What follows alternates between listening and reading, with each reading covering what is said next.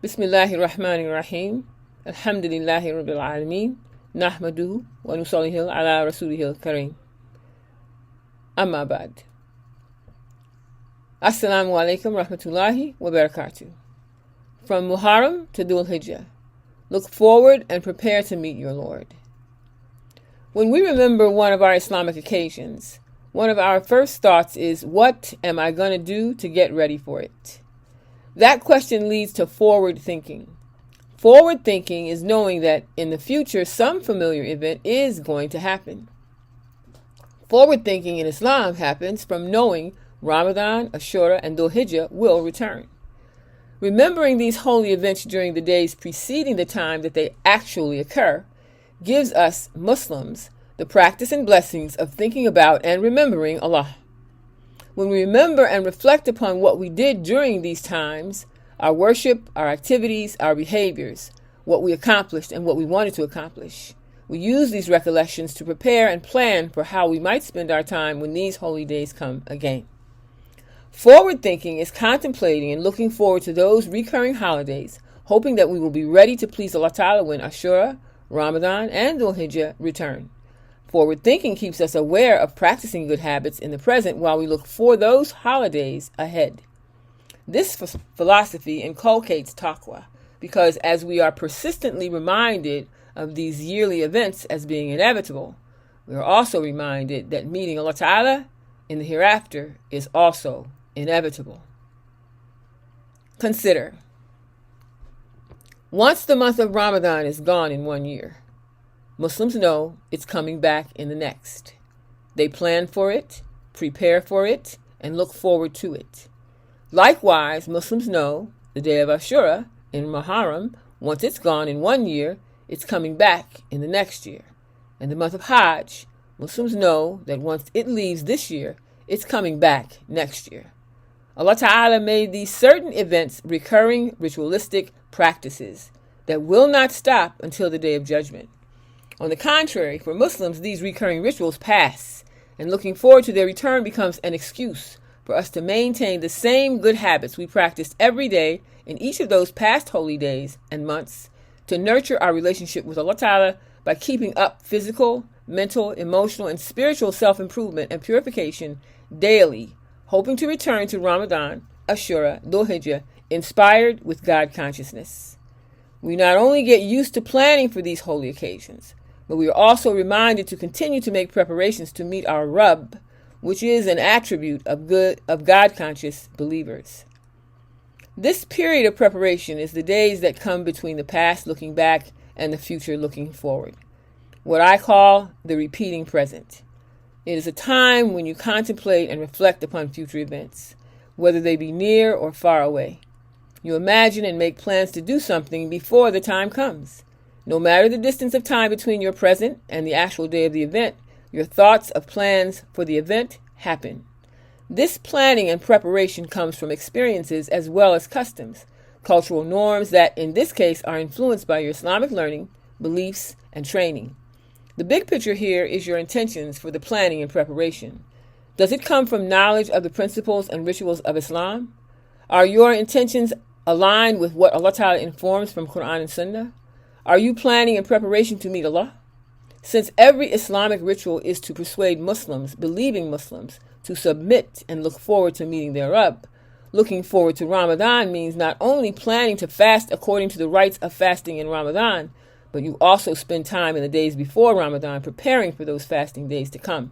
And that is akin to preparing to meet Allah Ta'ala in the hereafter. The same is true of Ashura and Dhul Hijjah. The rewards given in these holy months and days incentivize believers to want to meet Allah Ta'ala with pleasure, not with His wrath. Use these days before the big events to practice the actions prescribed for the occasions: fasting, sadaqah, self-sacrifice, unity in brotherhood and sisterhood, self-restraint, steadfastness, sincerity, perseverance, attachment to Quran, implementing Sunnah, and more. In these days before Ramadan, before Ashura, before Dhul Hijjah, return to replicate the physical, mental, and spiritual behaviors and character that reflect remembering Allah Ta'ala to amass the blessings, purify the soul, and seek forgiveness, so you will be persistent and acclimated to the habits of a believer when the days come, and you are ready to fulfill the obligations of these months and days, but more, you are more ready and more prepared to meet your Rabb in the grave and on Yawm al-Qiyamah. Reflecting upon your previous Ramadan performance, your strengths, weaknesses, and faults, those that you felt drew you closer to Allah Ta'ala or those that you felt moved you away from Him. Use your own assessment of how you were fulfilling His rights in the previous month of Ramadan to make early preparations and improve your future performance with constant daily rituals and actions that mimic those pleasing behaviors as you look forward to the next Ramadan. From this practice, you are making ready to meet Allah Ta'ala by the rights He assigns, subscribes to the month. He assigns or subscribes to the month. The same is true of Ashura and Hajj. Each of these holy months have a fasting component. Then there are the median days of fasting throughout the year to get your body, mind, and heart ready for the month of Ramadan. You're also going to plan with Sha'ban in mind, when Allah Ta'ala steps up your preparation and strengthens your resolve to enter Ramadan ready and able to meet the month solely to please Him. This is the plan and preparation as you look forward to the holy days of Ramadan. All of this forward thinking about the future days and months, remembering Allah Ta'ala and hoping He will be pleased with you. As we leave the blessed rituals of Dhul Hijjah, ended with the celebration of Eid al-Adha, there are lessons from the rituals of Dhul Hijjah that we must take away and implement while we look forward to, plan, and prepare for its return. Perhaps the greatest of these lessons is universality and unity. After all, whether we physically or spiritually attended the Hajj, we did so with the universal population of Muslims, males and females from everywhere in the world, without status or station, performing the same rituals in unison. The Hajj emblems and celebrates every recurring ritual Muslims perform individually or in groups around the world, every day, year-round. Only the Ummah of Muhammad ﷺ can boast of this dynamic unity. Certainly, Hajj is a powerful healing for sins committed in a lifetime. Allah Ta'ala confirms its benefits by the reward He gives the pilgrims for a sincere Hajj, which is paradise. And He gives the same benefit to every Muslim with the ritual of Arafah. This means that the obligation to sustain the unity is the practice and the preparation as we look forward to the recurring Hajj next season. Doing things to protect that brotherhood and sisterhood emblematic of the Hajj, truly caring about the condition of the Ummah by word and deed. Allah has prescribed praying together, visiting the sick, offering salams, smiling at one another, removing obstacles, physical, mental, emotional, offering good advice, and assisting one another on the straight path by removing harm and injustice with our hands, our tongues, or our hearts, which is the weakest form. Using the manners and etiquette of the Prophet Muhammad ﷺ, all of these actions must be practiced throughout the year, so that their behaviors are present and habitual within us when Dhul Hijjah returns. These transformative, unifying events will bring the pilgrims near to Allah Ta'ala by creating an environment outside of Hajj, of love and compassion between Muslims, as well as put them in a condition when they are pleased to meet their Lord, looking forward to, more ready and prepared to sustain patience and keep peace during the rigors of Dhul Hijjah and beyond. In this way, all the days before Dhul Hijjah, believing Muslims are practicing the characters of unity in preparation for the upcoming Hajj season, thus practicing and preparing to meet Allah Ta'ala. Forward thinking is an outcome of Tawheed, since our lives are lived for the one who is unseen, and for a promise of a world that is hidden, Jannah. Just like Ramadan, Ashura, Dhul Hijjah are guests we envision until we experience them by what we do in them.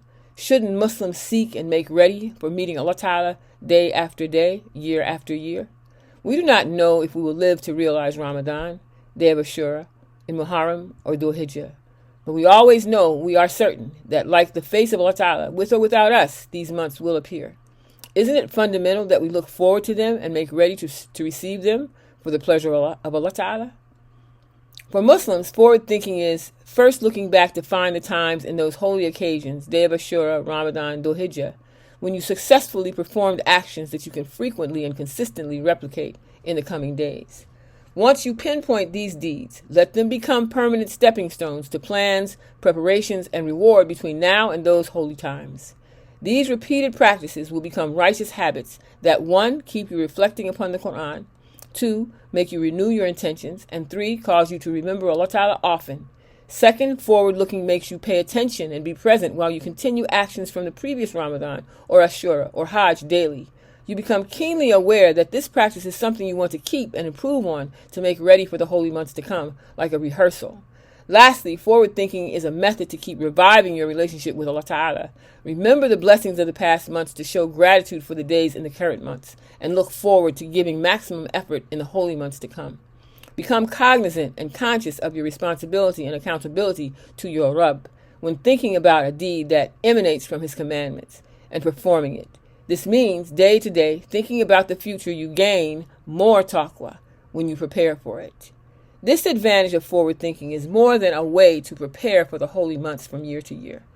Its real purpose is to plan, prepare, and look forward to meeting your Rabb. Assalamu alaikum rahmatullahi wa barakatuh.